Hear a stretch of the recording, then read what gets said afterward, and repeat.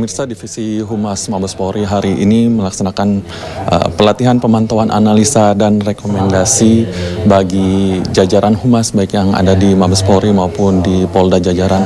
Materi sendiri diberikan oleh sejumlah ahli tentunya. Kemudian tadi pembukaan acara dilakukan oleh Brigadir Jenderal Polisi Gatot Reply Handoko yang merupakan Karo Multimedia Divisi Humas Polri. Ada banyak materi yang diberikan oleh para pemateri terkait bagaimana strategi kehumasan menjelang beberapa event besar yang sebentar lagi akan dilaksanakan. Dan salah satunya adalah yang diberikan oleh Lembaga Sertifikasi Publikasi Profesi Public Relation Indonesia. Dan untuk menjelaskan lebih lanjut sudah bersama saya saat ini CEO Lembaga Sertifikasi Profesi Public Relation Indonesia, Bapak Muslim Basha. Bapak, apa kabar? Selamat pagi, Pak. Selamat pagi, baik, terima kasih. Pak, terkait pelatihan diberikan kepada jajaran humas di Polda jajaran dan di Mabes Polri hari ini, seberapa penting sih Pak pelatihan ini bagi mereka?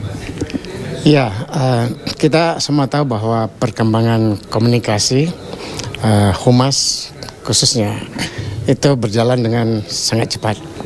Terjadi perubahan-perubahan yang juga harus kita ikuti, terutama dengan adanya perkembangan teknologi dan latar belakang psikologi dari generasi-generasi yang sering disebut generasi Z, generasi milenial, di mana cara komunikasinya pun mungkin bisa berbeda.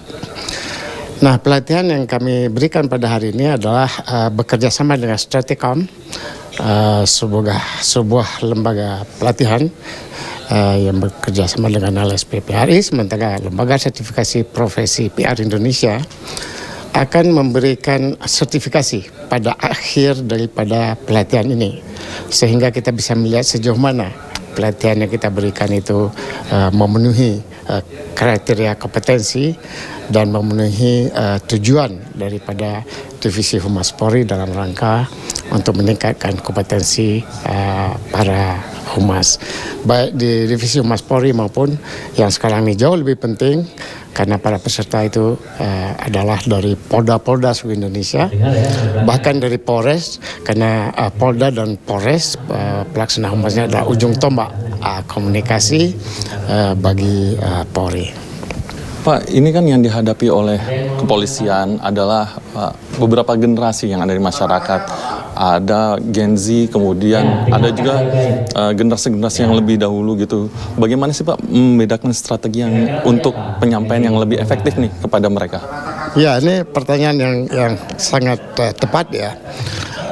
Dalam pelatihan ini kita akan memberikan teknik-teknik dalam melakukan riset atau penelitian dari publik ya. Jadi kalau kita lihat tujuan komunikasi daripada Divisi Humas Polri itu adalah dalam rangka bagaimana cara kita merubah atau kita memperbaiki persepsi publik. Bukan saja terhadap institusi Polri, bahkan Divisi Humas Polri sudah beyond daripada institusi Polri, bahkan pada level negara, pada setiap kejadian berbeda.